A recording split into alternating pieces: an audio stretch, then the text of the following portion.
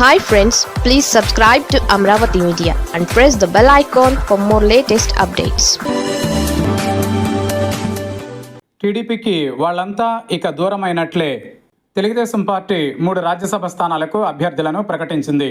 అయితే ఈ 3 స్థానాలలో పార్టీకి చెందిన సీనియర్ నేతలు లేరు. రాజ్యసభ అంటే పెద్దల సభ అంటారు.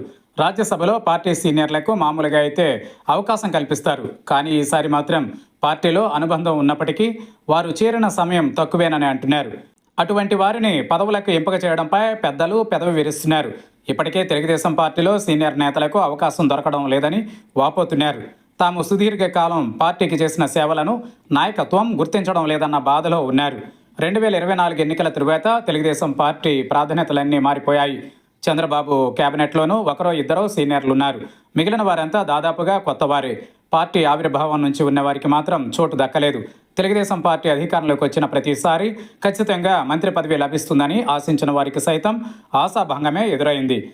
యువ నాయకత్వాన్ని ప్రోత్సహించాలన్న కారణంగా పార్టీ ఈ నిర్ణయం తీసుకుంది.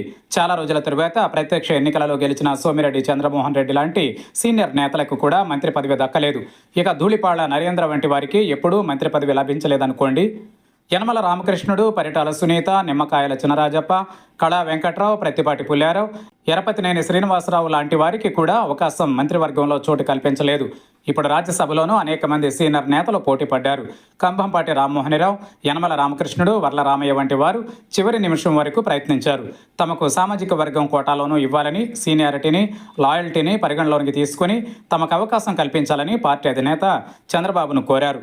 కానీ చివరకు భాష్యం రామకృష్ణ, సానా సతీష్, చింతకాయల విజయలకు రాజ్యసభలో అవకాశం కల్పించడంతో సీనియర్లకు ఇక పార్టీలో భవిష్యత్తు లేదన్నది అర్థమైంది.